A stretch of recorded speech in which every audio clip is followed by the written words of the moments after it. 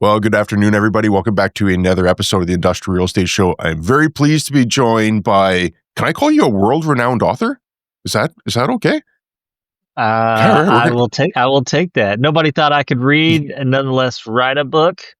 So, yes, I would love that title. Well, you did. Okay, well, let's do it. Cody Payne, There we go. Flex Space Domination. I've bought the book. I've read it.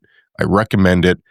Great book. But before we jump into it and talk about small bay, flex bay, class B, there's a whole bunch of different names. We're going to jump into that too. But first, Cody, thanks so much for joining me on the show. No, I appreciate it, my man. I really appreciate you having me. So we're going to talk all things flex space. Let's actually start with a little bit of terminology so we're all on the same page with this. Your book is called Flex Space Domination. How do you describe flex space? So, what's funny is, and a lot of people ask that, they go, what's the difference between flex space and small bay? And at the end of the day, it's the same thing, right? A lot of people have different terminology for it. And a lot of it is depending on when they started in it, right? And so a lot of people that use the term flex space, they've probably been in it in the past 5 years or so, right? That's kind of when that terminology came around. I always call it small bay. Some people call it, shallow bay, contractor garages, their incubator space. I mean, there's a lot of different terms, but at the end of the day, I think they're all the same. Flex space just is today's term, and it sounds the coolest. It does sound the coolest. And there's a few people out there now that's what they're focusing on. And that's like yourself with Flex Parks USA on your shirt. There's a number of companies out there that are using flex space almost exclusively. And I'm with you. I think that can apply to a lot of different terms: small bay, shallow bay, contractor garages. I think that's really good. Vishu's on here. He says, "Good to see you again, Cody." So you must know Hey, what's up, you. Vish? He's also yeah, he's been pursuing the small bay flex stuff as well. So good to get that terminology out of the way. Let's back up. Why flex space? What got you into it? What took you down the road of devoting your career to it and then ultimately writing a book on it? Man, very easy. So I started, back in 2005, so almost 20 years ago. And I went to go work for a guy at a local firm, and he basically just said, "Go work on this stuff." So it really wasn't my choice. He was doing bigger box industrial, and I don't think he wanted me Mhm. meddling or competing in him with it. So he said, "Hey, go deal with the smaller stuff. I believe one day it will be big." And so just left it at that. So I went on, and I started my career. I was a leasing agent. And so I leased, office and industrial, all across DFW. And so I did that for, the first part of my career. And, it was great. I mean, I had a great time at it, good velocity. I'm just a kid that grew up in Grand Prairie, so never smelt the inside of a Cadillac. And that's all I ever wanted in life. That's how I started my career. And so, but, it's evolved a lot since then. It's a fantastic asset class. But it's come a long way. Like it's really come a long way over the past 20 years, and really, it's really started making its strides about 6, 7 years ago is when it really started ramping up hard. And so, I'm excited about it. We love coming in. I mean, these projects keep evolving, and we love helping them get built, selling them, moving them on down the road. Obviously, we love the book. That was a huge thing for us because we don't do consulting work, but we always get a lot of questions from people, and so me and Austin, we sat down one day and we were like, look, let's just write a book on this. And he's the smarter one out of all of us, especially when it comes to terminology and things of that nature. So I really leaned on him because if it was all written by me, it would be basically how I talk. And so nobody wants to listen to that. But did that. Book's been fantastic for us. But obviously, we've got a lot of different arms and a lot of different things. And so, but the small base side, I'm telling you, it's got nothing but a bright future. We have a lot in common actually because I started in 2005 as well, and I was doing a lot of small bay at the beginning, and it's evolved to I own small bay now, and I own some of the larger properties but my heart goes to the small bay. It's some of my favorite properties I've ever invested in. Very high occupancy. You're dealing with local operators, so you get to understand their business. You really get to understand what makes them tick. You develop a real affinity towards the gears of commerce. There's a maybe a cliche way of describing it, but these are the small businesses that run and supply the city with services and things that they need. So I love the small bay stuff. So I'm very enthusiastic to talk with anyone who has that same association on it. Let Perhaps just for clarity, I think we've got a few people in here live that will probably have a good understanding of it already. But when someone else is tuning into this and they're perhaps not as familiar with it, how do you describe flex bay, flex space? What does a typical flex space look like for you? Absolutely. So it's going to be a very minimal office for the most part. Obviously, they can have more office, but a lot of times you're going to be around 10% office. The small bay side is usually going to be tenants under 5,000 square feet, right? So you got, industrial projects that are multi-tenant housing tenants, anywhere from, 1,000 up to 5,000 square feet. Obviously, you can have larger tenants in there. We sell them all the time where they're taking numerous bays, but a majority of those guys are going to be under that 5,000 mark. Obviously, your sweet spot across country sitting around 2,000 square feet. That can kind of tailor to a wide array of people, right? From your contractor base to some of your sports tenants, some of your showroom users, things of that nature, right? Your plumbers, electricians, all the way up to the gyms and fitness studios. And so it's going to be a heavier multi-tenant project. A lot of people, some people call it the multifamily of industrial, right? Very heavy multi-tenant. But I consider it, being most of your tenant size is under 5,000 feet. I love two of those points that you made. First, being that sometimes it is larger than 5,000 square feet because you might have a tenant that comes and takes 10,000, or perhaps they take the whole building, even though it's devoted for small bay and has the potential to demise those into 2 or 3,000 square foot spaces. It doesn't always need to be a 2,000 square foot tenant. And then the other point that I really appreciate is that it goes beyond contractor garages or contractors.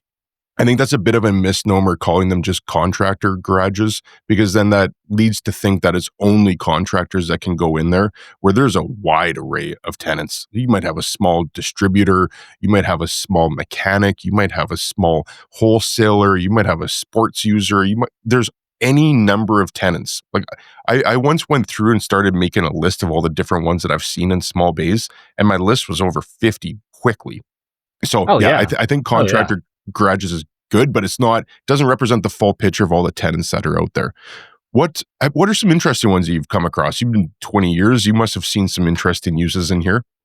What's funny is I was at a project that we sold not too long ago, and I went inside. My wife was pregnant at the time, and one of the tenants made like desserts, cheesecakes, various cakes, things of that nature.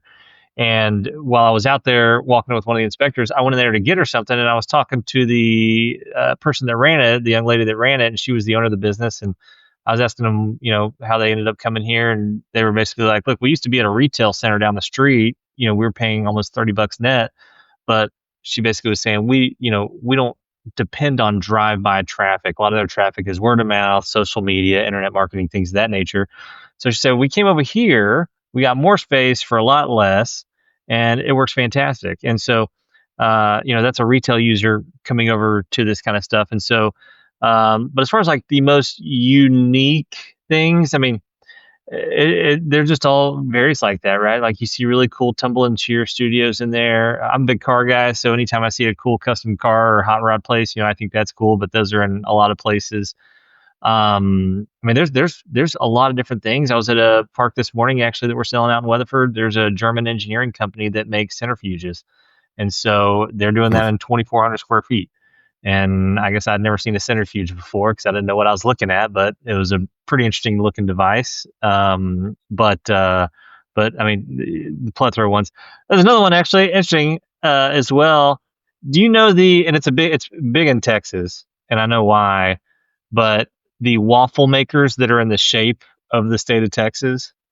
Mhm. So there's a place out here in Blue Mound that makes those, and they're in a small bay place, and they've been doing it for like 30 or 40 years, and they're one of the big people that supplies them to hotels and various people out here. And so, they make iron waffle skillets for the shape of Texas. That's awesome to hear that it's made in Texas, because I just would have It assumed that that would have is. been made in China, but Oh, hearing I'm that sure that's made some in are, Texas. but this one is made in Texas. Yeah, I'm sure some are. There's no doubt about it. I'm sure you can go to Temu or one of those and grab you some. Yeah, for $3. Yeah, it cost, Yeah. $20 in shipping, but it's $3 from Temu. Look, Yeah, but this was the there's a big couple iron really skillet. This was the big one. This was the holy grail one. This one will fill you up. next time I'm in Texas, I'm gonna have to look for one of those. That sounds very tempting. There's a really funny Any one, holiday. not funny, but an interesting one that I came across last year. They were in around 5,000 square feet, but all that they did was service and repair arcade games. So not like the modern ones with the big screens, but the old vintage ones, and were like Pac-Man or Oh Street Fighter, yeah. the really old ones, and then pinball machines as well. And they must have had between 50 and 100 arcade games in various states of repair, from all like broken down all the way to presumably fixed and ready to get shipped out. And I just think that's crazy. That, of course, there needs to be something like that, because these machines break down, and the person like you and I aren't qualified to fix one of these, so they have to go somewhere. So when you start thinking and really broadening your horizon, there's a space for everybody. Like, there's so many companies out there that do things that you couldn't even fathom, that need a space to locate out of, and they're probably not going to be in 100,000 square foot manufacturing facility or warehouse. They're going to be in a small bay. So there's crazy amounts of demand. Supply has been slow to catch up, so it's led to a really ideal situation for investors and developers. Is that what you think has spurred so much interest over the past 7 years, as where it's accelerated? I think yes, I think you're absolutely right. You hit the nail on the head there, but also the entrepreneur, right? Like you remember this, I mean, you've been around long enough. I mean, the entrepreneur mindset in business side has really exploded over the past 5, 6, 7 years. And so that's also helped it out quite a bit because, now you've got these co-working warehouse models too that probably wouldn't have worked so well 10 years ago, 10, 15, 20 years ago, but are now adding facilities in major cities and doing very, very well across the country. So that entrepreneur mindset, I think, has also been, pretty big. Obviously, any area that's got a lot of home expansion, growth, things of that nature, these benefit tremendously well off of it. But there's a lot of little economic drivers that can help these things thrive. And then also referring back to that, dessert tenant that I was telling you about, people coming from other areas, other asset classes into this because of the evolution of internet and marketing and things of that nature have also been a huge driver for these parks as well. Yeah, it's an excellent point on how people have become more entrepreneurial, and it's great to see, because our we need it as an economy to have that entrepreneurial spirit alive and healthy. I toured a former torpedo factory in I think it was in the Bronx last year, where they turned it into co-working space. So that's really what it was. It was shared small bay, very small bay, where person would get anywhere from 200 to maybe 1,000 square feet of space. And it was this microcosm of activity where you'd have somebody selling sneakers, and the whole space was just loaded with boxes of sneakers that they would sell all over the world. There was a podcast studio in one. There was another one that was making packaging food, some kind of food product. And I was just thinking, these are all small entrepreneurs that are really putting it out there to try and make lives better for themselves, but also provide a service. So it was very cool to see. I love seeing the entrepreneurial spirit in that. So I really want to dive into the development side on this, is because I, I've noticed that it's very difficult to get some of these to pencil, where it costs a number to build that requires a corresponding number to lease to make sense of it from an investment standpoint. And quite often that means a significant premium over the existing stock. So, real quick numbers in my market, if you were to do it, you're probably looking at $200 a square foot to build these. And to justify that, you're going to need to get a premium roughly 50% over what the vintage 80s stock is. And a Yeah. lot of companies are very apprehensive to pay that much of a premium over existing space.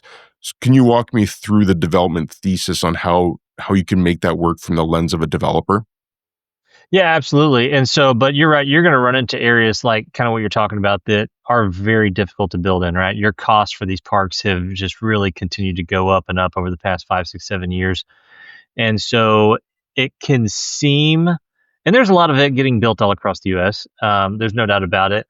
But not as much gets built. And I can't tell you how many times people will call us, they bought a piece of land and they looked into it and the cost is too much. And so they just want to sell the land, and so we see that all the time as well. But as far as the cost on building it, right, you got several different tiers, right? And so that's one thing we always talk about. You got your efficient model, your showroom model, your premium, your condo, your hybrid. You got a slew of different models that you can build. So your really, really raw, basic metal, like just your metal shell building, if you want to go as efficient as possible, you got a garage door, a walk-in door, and you just have your units kind of all in line and you just do regular R panel. We see a lot of those parks, not including land, but a lot of those parks costing, 75, 80, $85 a foot. Now that's for basic of basic, right? And so you got to be getting land real cheap. A lot of those are in the outskirts, secondary, tertiary markets, things of that nature. But obviously, as you start improving these, and so what you were talking about, on the build that you're talking about, yours is obviously a little more higher end because it's in a city that's got jurisdictions that has city codes and wants something better than just a basic metal building package out there. So when you start adding in, like, say you want to add in, nice showroom glass for each unit, that's going to run you about 40 to $50 a foot. So and I'm just going to show you how quick these costs can go up. So just say you add in the showroom glass and you do a 10 by 10 for each unit. Now that's $5,000 added on per each unit. And if your units are 1,500 square feet, I mean, that's now accelerating your cost quite a bit. You want to go up to 18 or 20-foot high ceilings. Now your cost is going up several more dollars per square foot. You want to add in a higher end, nicer garage door. Now that's adding a little bit more to it. You want to increase the parking out there. Now that's adding to it. You add rear yards, mezzanine space. I mean, these costs can really start to come up if you want to add, maybe some stone awnings, anything like that. I mean, we've seen these parks really start to ramp up. There's one that we're working on actually out here in Texas, and it's about $200 a foot, which is high for Texas, but it's a very high end model. Mhm. A lot of showroom glass, made of brick, high ceilings, and so you can really stretch the numbers on these quite a bit. But I think that's what makes it so unique is because we do a lot of site analysis work for Mhm. people all the time that want to build a park somewhere, but they're not sure what kind of rate they can get. And so that's the unique thing about it is, unlike self storage, because as you know, self storage kind of offers the same product, right? A 5 by 5, 10 by 10, like they're all kind of the same. Well, with this product, we can usually find something that works in that area, right? Whether you're doing an efficient build, a higher end build, or maybe adding on rear storage yards, which is also a big amenity for a lot of contractor based tenants. So that's what makes it so unique is there's a lot of different things that you can do within the flex space world to make it work on a piece of land. Now, obviously, it doesn't work everywhere, and I get that, but it has that ability to be diverse. Yeah, for those listening, I'd emphasize that is that it doesn't work everywhere, and that's okay. That's not a bad thing, but just don't assume that you can buy a 1 or 2 acre site and put up small bay or flex space on there because it can work in a lot of places, but it's not guaranteed to work. So just be careful with that. You got to really put the due diligence in to understand what you have. When you're going through that process, what does it look like for you to determine what the optimal size is? Is it population? Is it availability? Are you surveying tenants? How do you actually come to that conclusion that this is what we should build on here and we're confident that there'll be demand at the prices we need? And that's a good question. So we do a lot of that through our site selection or our feasibility, right? Whenever you're kind of analyzing a market to figure out what it can handle, how much it can bear. So there's a lot of different metrics that we look at, right? So first thing we look at the existing competition. and we grade it right on quality and what amenities it offers. Understanding their occupancy rates, their rental rates, what kind of concessions, if any, that they offer. Then once you look at that, then you start looking at the area demographics and business metrics, right? You really want to get a good understanding of business count, how and if that has increased over time, right? You don't want to go into an area where the business count's declining, but you also don't want to go into an area that, say, you've got a 3 mile radius and you've got 300 businesses in that area, and you're like, all right, I'm gonna put 200,000 square feet here at 2,000 feet, so 100 tenants. Like, you don't want to sit there and go, all right, I'm gonna have 100 tenants out of 300 businesses in the area. Like, so there's a lot of little things like that that you want to look at. That's more for tertiary market stuff. Obviously, we like growth patterns. We like markets that are seeing active growth. We like new home construction. We like good home values.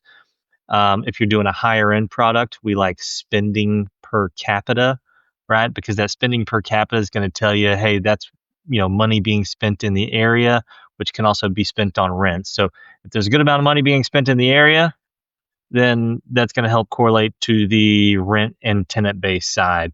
And so if your spending per capita is too low, maybe a showroom or a higher end build is not the way you want to go there, because that area is not spending money where it needs to be to support the certain amount of rents. And so there's a lot of various things that we look at that will help determine what type of build to do there and maybe what amenities we need to have. Because you can go into an area that's got their small bay, there's not a problem. You just always want to build something that's different than the competition.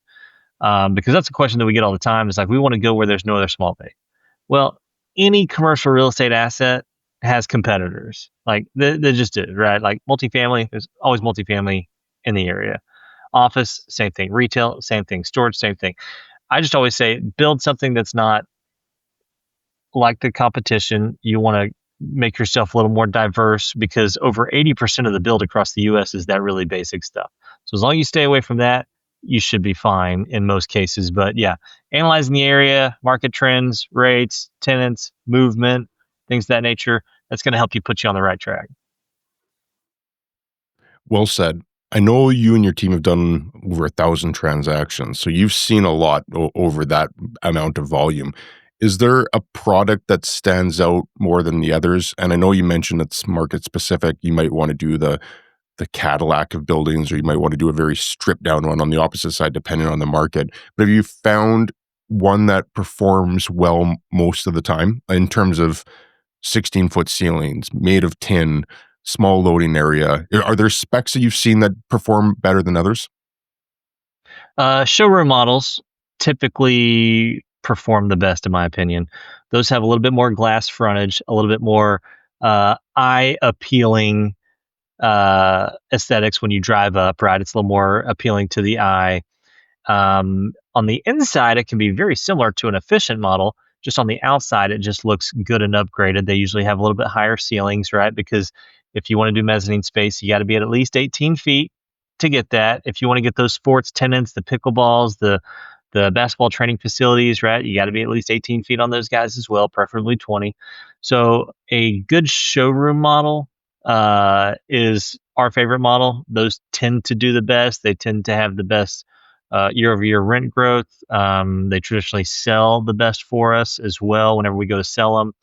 They have great tenant retention historically as well. So those are some of my favorites. Obviously, premium models, do really, really well, but you got your highest expense in them. But there's another one that is in the efficient side, where you do rear storage yards on it, that is also a really good performer as well. So, but the showroom model is my personal favorite. So you heard it there, is you want 18 to 20 foot. And I don't want to generalize. I don't want to put these in your mouth as saying that you need to have this, but just what you've seen work well: 18 to 20 feet, spend a little bit of money on the curb appeal, which is going to be important for these tenants, because you're not getting a regional vice president running this that doesn't necessarily care. You're going to get the business owner themselves that's driving up to the space every single day, and they're going to want to have that pride of that's where their space is. So completely agree. I think that there's value in putting the money into the curb appeal. Be careful, I suppose, because you don't want to go overboard and not being able to have a pro forma, but th it's worth putting that money in. I think that's great insight on that, so thanks for sharing that. On the tenant side, Yeah. w I know one concern that people will have, and I share this myself as an owner of small bay, is that you're typically dealing with small local companies. Like we said, you're dealing with the actual owner. Small local companies, they all think that their business is gonna triple in the next 2 years. They think that they're going into 2,000 square feet. They think they're gonna need 6,000 square feet in 2 years. Low credit for the most part because it's an entrepreneur that's doing it, so they might have their house, they might have some savings, but they don't have a healthy balance sheet, they don't have $1 million retained earnings. So you're dealing with low credit tenants, you're dealing with small local entrepreneurs, people that think that they need to expand their business greatly, so they're thinking very short term. How do you reconcile all of that when it comes down to landlord comfort, knowing that they actually have a solid tenant, and then as well from a lending perspective, where you might only be able to get 3-year leases from some of these tenants, and even if you do get a 5-year, you're typically dealing with low credit tenants. How do you square that circle, I suppose, from a lending standpoint? So, what's funny is lenders today are a lot more savvier and understanding of this asset class than they were a long time ago. It was a little bit more of a struggle a long time ago than it is today. We don't really run across too much of it now. They don't poke and prod as hard on the tenant credit as they used to. But you're right. A lot of these guys don't have, crazy good credit. Some of them, I mean, quite a few of them do. There's no doubt about it. Some of them have really good P&L. Some of them have been in business for a long time. So, obviously, when you're qualifying a tenant, you want to get as much history background from them as possible. But as far as the tenant credit side goes, one thing I'm a big fan on is not going over 3-year leases unless you're doing a premium build and the tenant's got really good credit or financials, right? Than doing a 5-year. I really like 2 to 3 year leases because, over the past 8 years across the US, Flex has had really good year over year rent growth.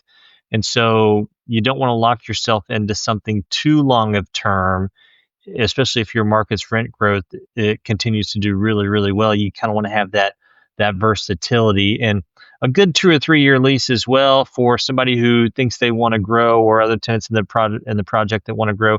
It gives you that ability to maybe move people around if you need to as well, if somebody's needing more space next to theirs. So I don't recommend going over that. And also if you have a leasing agent on there and you're paying commissions on a lease, you don't want to take too much of a risk on such a long term lease and paying that fee out in case that tenant doesn't work out. And so I'd probably stick to 2 and 3 year leases. Buyers like that. We don't really have any lender issues with that as well.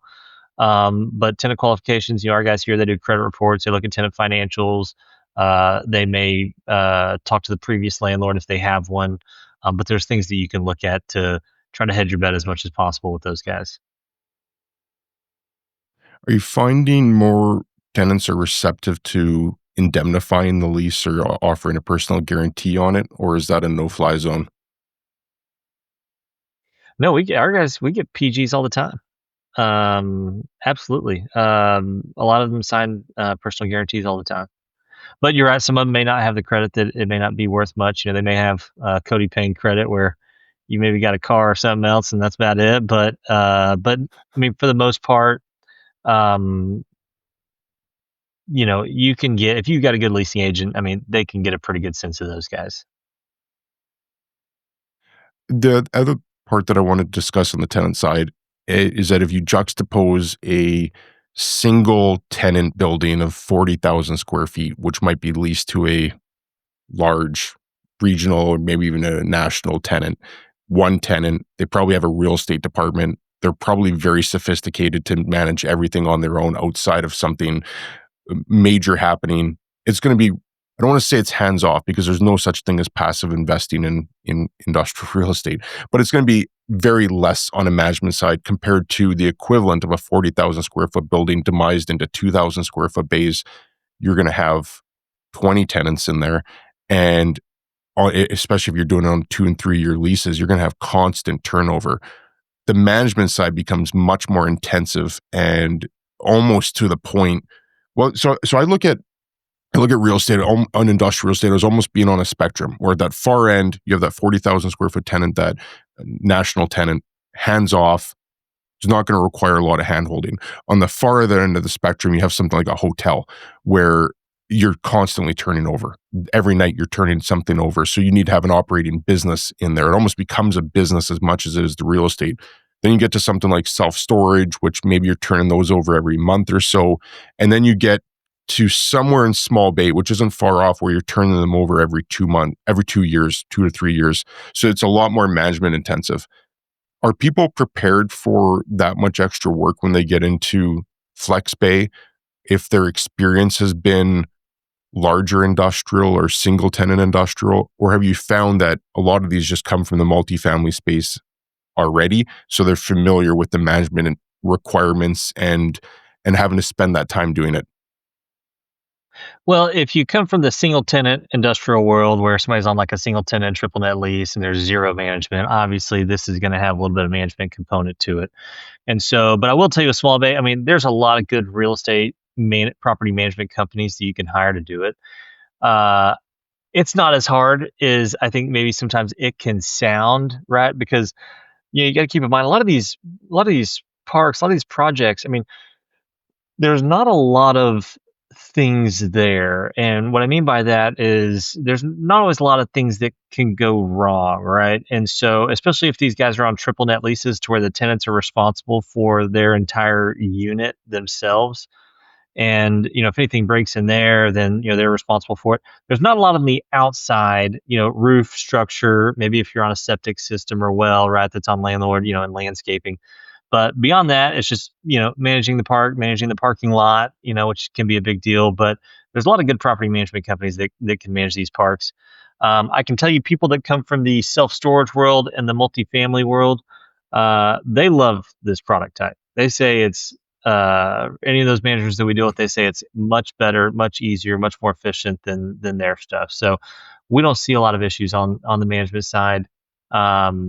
And I think having the right, and maybe it's that structured lease that's a little bit different, right? That you can't really get in storage or in multifamily.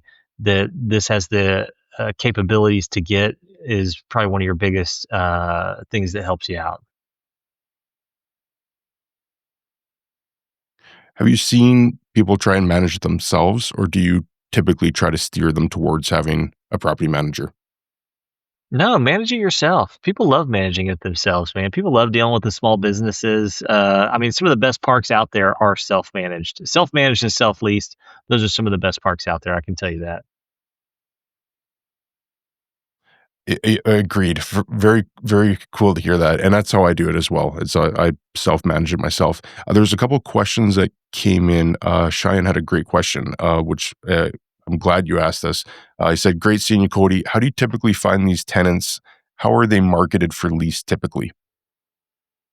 Gotcha. So for small bay, I'll tell you one of the best things to do is a couple things, right? Like you can put it on CoStar, LoopNet, Crexy, things like that. Depending on the area that you're in, will kind of generate a little bit more from here or there from some of those sites. But Facebook Marketplace, that's where a lot of these guys can come from.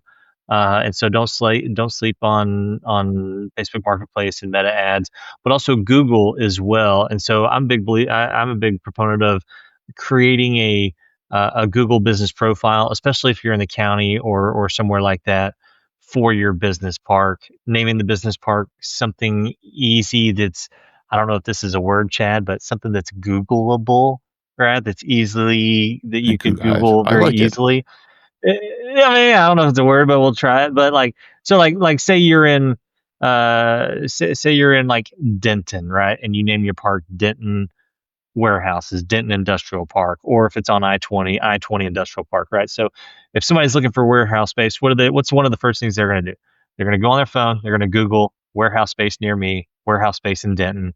And if you can be one of those first guys that pops up, that's a great way to capture those guys. So some of the biggest money makers on leasing activity, Cheyenne, for your question, is Facebook Marketplace, and Google will be one of your best friends on that.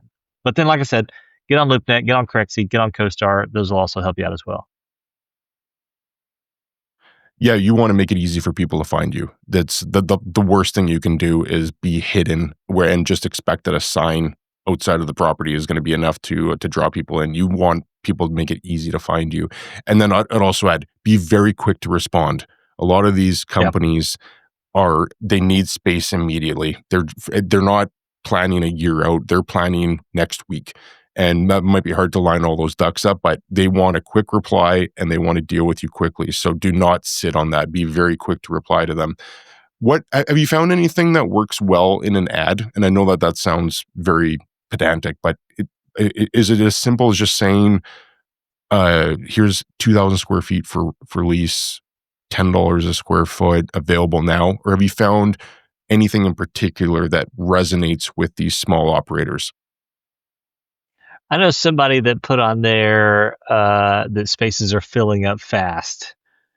And so they said that helped out quite a bit. But no, putting as much easy info on there as possible, right? 2,000 square feet, office, restroom, warehouse, just keeping it as easy as possible to where it answers all of their initial questions. But you're right also, Chad. And then some Speed good is your pictures best that helps. friend. Oh yeah, yeah, but speed is your best friend. So answering the call, getting back to them. If you hire an agent, make sure they're good at getting that because you're right. A lot of these guys are looking, they're not looking 6, 8, 10 months out in many cases. They're looking very short term, right? 1 month, maybe 2 months. And so they're looking to make a decision sometimes right then and there. So speed is also going to be your best friend. Yeah, I've literally had people want to take the space the same day. They'd call and say, "I need the Oh yeah. space literally today." And it'd be like, "What?" It might be a little bit difficult, but if you can at least work through it with them and accelerate as quickly as you can, it's the difference between landing the deal and someone being like, "Ah, no, it's not worth it." So I think you gotta be very diligent and just speed is the name of the game.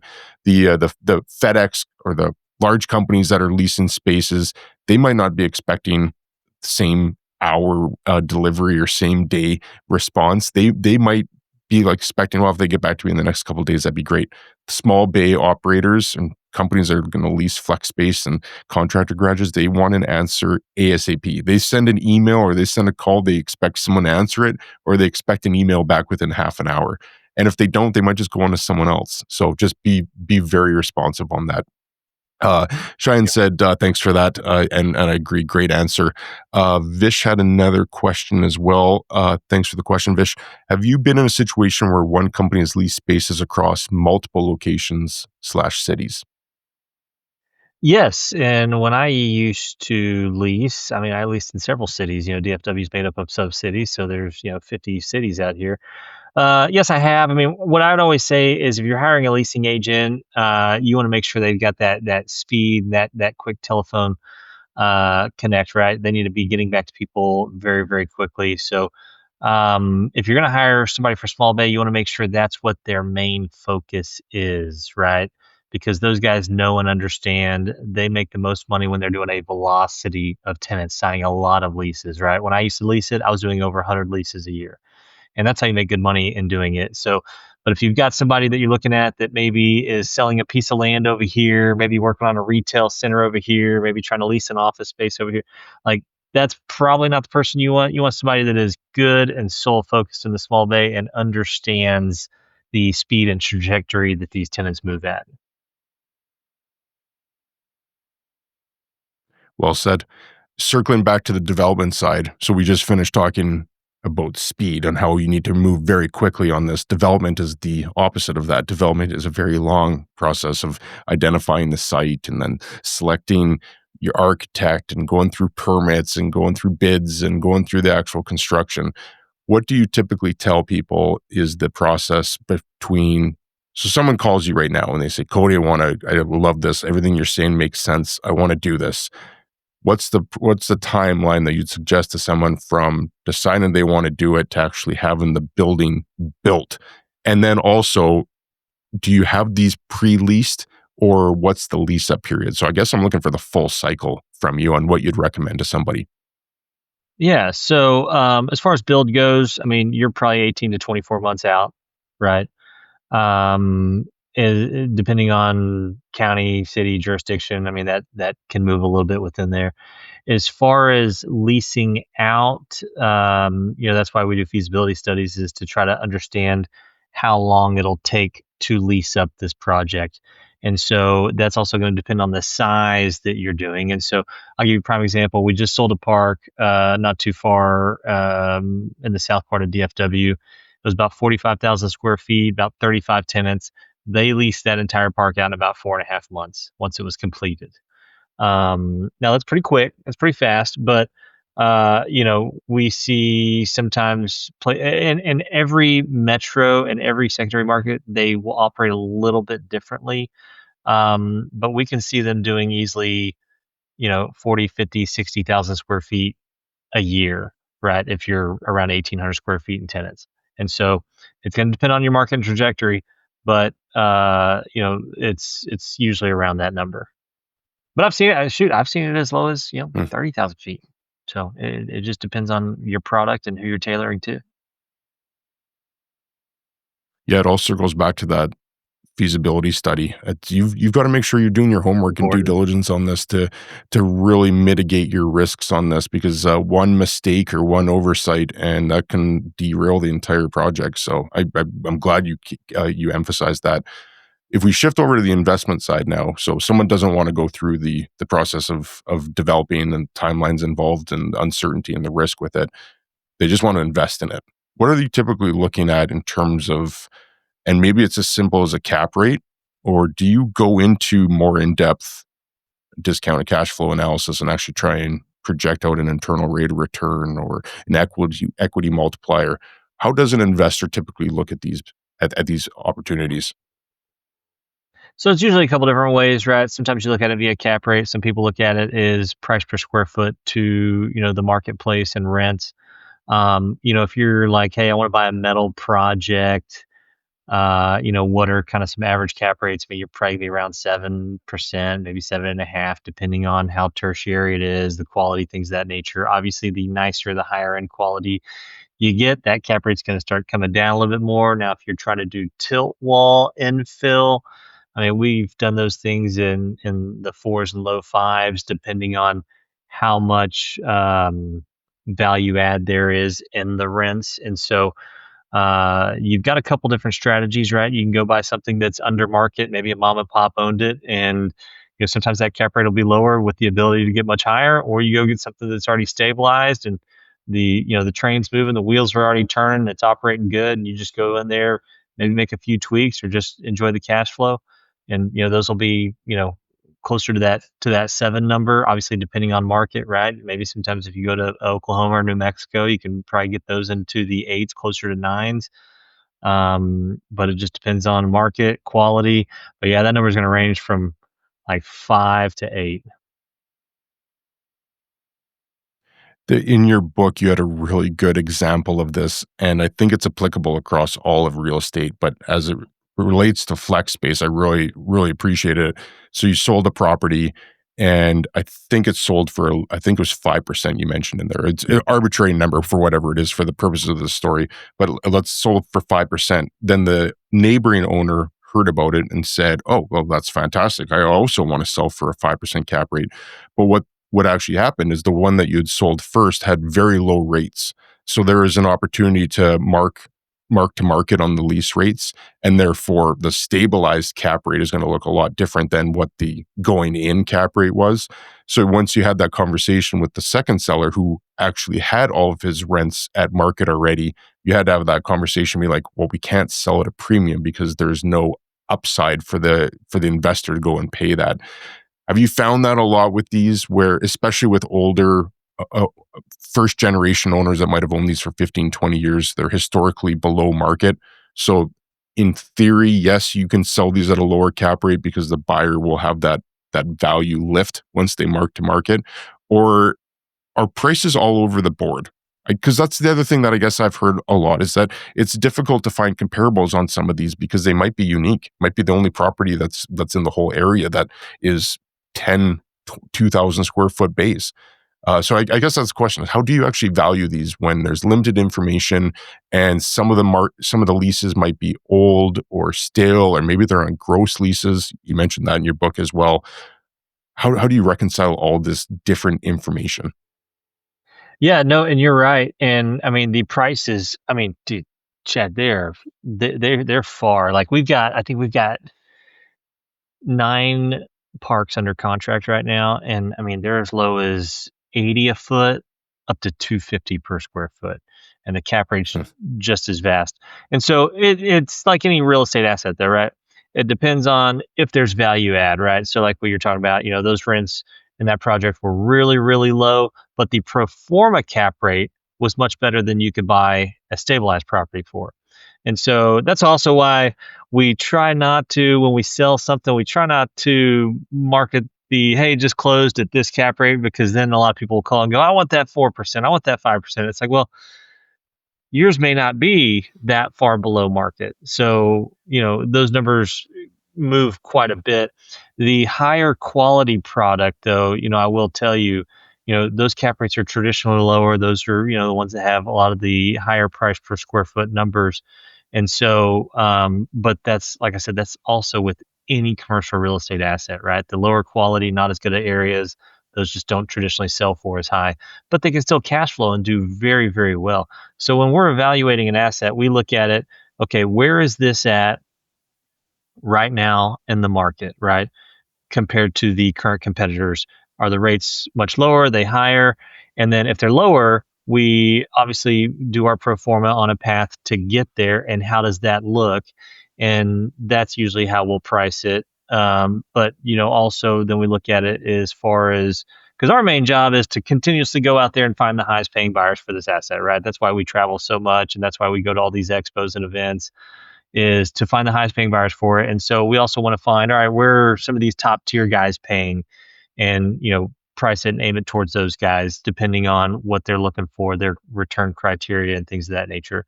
But yeah, a lot of it comes down to, are you stabilized? Is there value add? And if there's value add, how do we capture that and use that to our best advantage? And then also, maybe is there additional land? Are there amenities that we can add to it that a buyer can do and create more value on it? And so there's a lot of little things that we can look at in there to try to generate extra value. Well said. I always try to temper any any episode where it's very positive, and this one definitely is. First of all, I'm a glowing ambassador of Small Bay, having invested in it myself and having worked in it for as long as I have, and you clearly are as well. We're definitely preaching the value and opportunity in Small Bay flex space. I still call it Small Bay. I got to get around to calling it flex. What what's the downside? What have you seen as risks, or where people could have exposure they weren't expecting, or perhaps the outcome that they didn't want? What does someone need to be prepared for the unexpected if they're considering developing or buying flex space? And I'll tell you this, one of the more interesting things is, the downside to it is generally, not always, but generally pretty predictable, right? And so, where we see people sometimes not get the results that they want is they go into a market and they build the same thing that's already there. And now you're just competing for who has the lowest rental rate. So that's number one. Number two is buying something that's zoned and not understanding the uses within that zoning, right? And so sometimes if you don't have a light industrial zoning and you're building flex, there may be a tenant base in there that city won't let you lease to unless maybe you get a PUD or something like that. And so what you don't want is, you don't want to build a product that's got a laundry list of tenants that you cannot lease to. And so you've got that aspect of it as well. But like I said, a lot of those are things that when you are dealing with an engineer or doing a feasibility study, you can figure out beforehand if it makes sense or not. But then obviously, people run into construction issues and delays and things of that nature. I mean, those are kind of typical, but a lot of the issues that we see people run into is, kind of those things that you can foresee: overestimating rents, right? Underestimating your competition, understanding the area and what they can pay.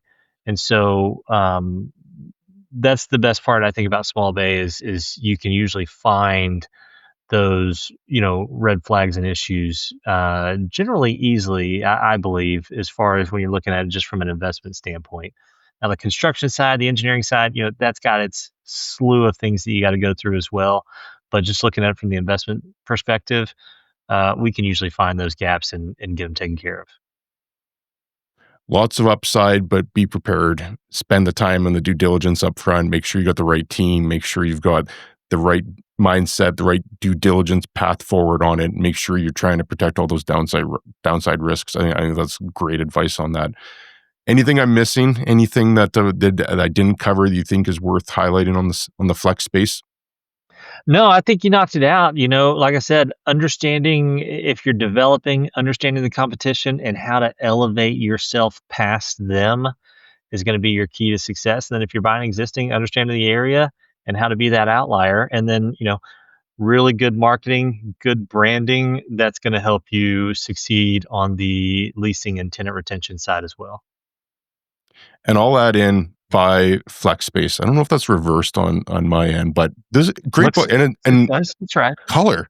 It's in color, which that's rare. It's like my book is not in color. Your book is in color. It's a great book. It's how many? It's not a long read either. I think it was It's an 130 easy pages, read, give or take. man. You're not going to get, Great from me, read. you're not going to get a long It is. read. It ain't going to be a long read. It's a very good read. I highly recommend it. It's going to be on my list of books to recommend to people for anyone in this space, and then to reach out to you if for anyone that's interested in this further, especially if you're looking to buy or develop or have a leasing strategy. I think people should be reaching out to you on this. So what is the best rate if someone wants to touch base? Easy. Flexbusinessparks.com. Go there. There's a world of great info there, renderings, ideas, anything you need to get started in the flex space world that will help you get going. Flexbusinessparks.com will get you taken care of.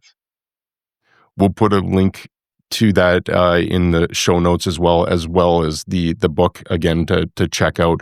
But Cody, thanks so much for this. And a few people in here as well. Vish Cheyenne also said thanks for all the value and insights you brought. I loved it.